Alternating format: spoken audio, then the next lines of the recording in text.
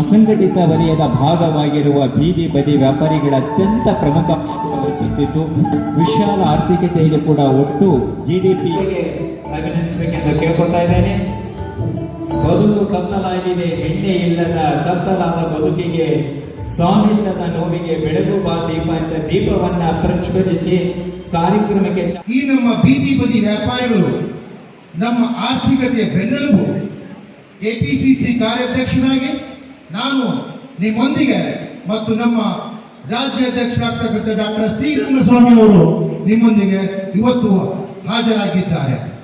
ನಿಮ್ಮ ಬೆವರು ಕಲ್ಯಾಣ ಕರ್ನಾಟಕವನ್ನು ಘೋಷಿಸುತ್ತದೆ. ನಿಮ್ಮ ಘನತೆ, ಸರಿಯಾದ ಮಾರಾಟ ವಲಯಗಳು, ಸಾಮಾಜಿಕ ಭದ್ರತೆ ಮತ್ತು ಬೀದಿ ಬದಿ ವ್ಯಾಪಾರಿಗಳ ಕಾಯ್ದೆಯ ಕಟ್ಟುನಿಟ್ಟಿನ ಅನುಷ್ಠಾನವನ್ನು ಭದ್ರಪಡಿಸಿಕೊಳ್ಳುವಲ್ಲಿ ನಾವು ಬದ್ಧರಾಗಿದ್ದೇವೆ.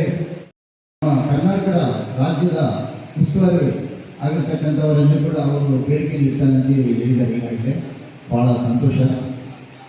ಬೀದಿ ವ್ಯಾಪಾರಸ್ಥರ ಬಗ್ಗೆ ಒಳ್ಳೆಯ ನಿರ್ಣಯಗಳನ್ನು ಮಾಡಿದ್ದಾರೆ. ಒಂದು ಬೇಡಿಕೆಯನ್ನು ಕೂಡ ಇಟ್ಟಿದ್ದಾರೆ. ಈಗಾಗಲೇ ಹೋದ ತಿಂಗಳ 22 ಮೇ 2026ರಲ್ಲಿ ಒಂದು ಕರ್ನಾಟಕ ರಾಜ್ಯ ಒಂದು ಅಧಿಸೂಚನೆ ಕಾರ್ಮಿಕರ ಬಗ್ಗೆ ನಿಯರ್ ಅಬೌಟ್ 427 ವಿವಿಧ ವೃತ್ತಿಯಲ್ಲಿ ತೊಡಗಿರ್ತಕ್ಕಂಥ ಕಾರ್ಮಿಕರ ಬಗ್ಗೆ ಒಂದು ಒಳ್ಳೆಯ ನಿರ್ಣಯ ತಗೊಂಡು ಆದೇಶ ಮಾಡಿದೆ. ಕಾರ್ಮಿಕರ ಬಗ್ಗೆ ಎಲ್ಲ ಥರ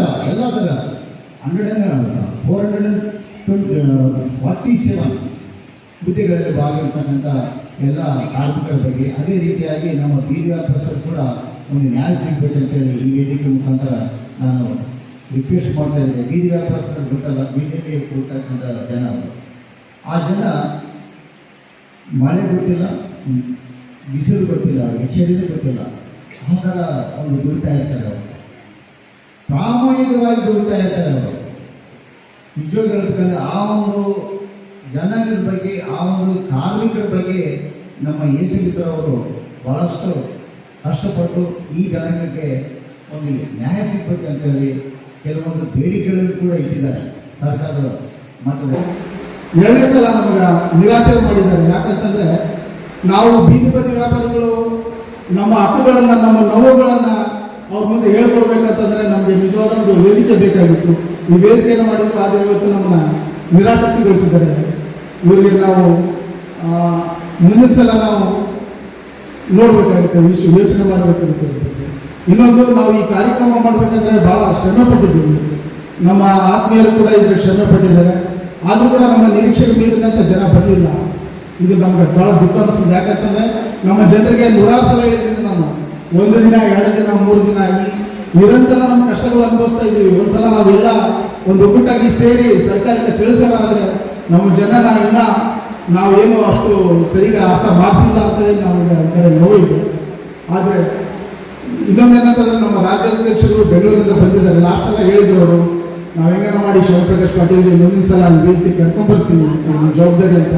ಆದರೂ ಕೂಡ ಶಿವಪ್ರಕಾಶ್ ಪಾಟೀಲ್ ಅವರಿಗೆ ರಾಜಕೀಯ ವಿದ್ಯಮಾನಗಳ ಸಲುವಾಗಿ ಎಲ್ಲ ನಮಗೆ ಬರೋಕ್ಕಾಗಲಿಲ್ಲ. ನಮ್ಮ ನೋವುಗಳನ್ನ ಕೇಳಿ ಈ ಕಾರ್ಯಕ್ರಮವನ್ನು ಆಯೋಜನೆ ಮಾಡುವ ಮುಖ್ಯ ಉದ್ದೇಶ ಏನಪ್ಪ ಅಂತಂದರೆ, ನಾವು ಸರ್ಕಾರಕ್ಕೆ ಒಂದು 10 ಬೇಡಿಕೆಗಳನ್ನು ಇಡಬೇಕಾಗಿತ್ತು. ಈ 10 ಬೇಡಿಕೆಗಳಲ್ಲಿ ನಮಗೆ ವೈಂಡಿಂಗ್ ಝೋನ್ ಮತ್ತು ನಮ್ಮ TVC ಕಮಿಟಿ ರಚನೆ ಬಗ್ಗೆ, ಮತ್ತು ಬೀದಿ ಬದಿ ವ್ಯಾಪಾರಿಗಳಿಗೆ 55 ವರ್ಷ ನಂತರ ಕೆಲಸ ಮಾಡೋಕ್ಕೆ ತೊಂದರೆ ಆಗುತ್ತೆ, ಅವರು ಕೂಡ ಒಂದು 3,000 ರೂಪಾಯಿ ಸರ್ಕಾರ ಪೆನ್ಷನ್ ಕೊಡಬೇಕು. ಮತ್ತು ಈಗ ಏನಾಗೈತೆ ಅಂತ ನಮ್ಮ ರಾಯಚೂರಿನಲ್ಲಿ ನಮ್ಮ ಬೀದಿ ಬದಿ ವ್ಯಾಪಾರಿಗಳಿಗೆ ವೈಂಡಿಂಗ್ ಝೋನ್ ಮಾಡೋ ಸಲುವಾಗಿ ಎಲ್ಲ ನೀವೇನಂತೂ ಒಂದು ಸ್ಥಳ ಇಲ್ಲ. ಆ ಸ್ಥಳ ಬೇಕು ಅಂತೇಳಿ ನಾವೇನು ಮಾಡಿದ್ವಿ, ಎಲ್ಲ ಕಡೆ ಸರ್ಚ್ ಮಾಡಿದ್ವಿ.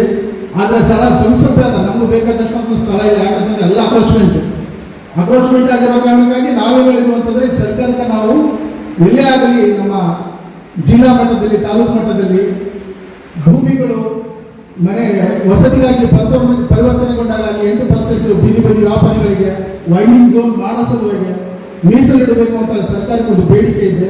ಆ ಬೇಡಿಕೆಯನ್ನು ಇಡಬೇಕಂತ ಇಟ್ಟಿದ್ದೀವಿ.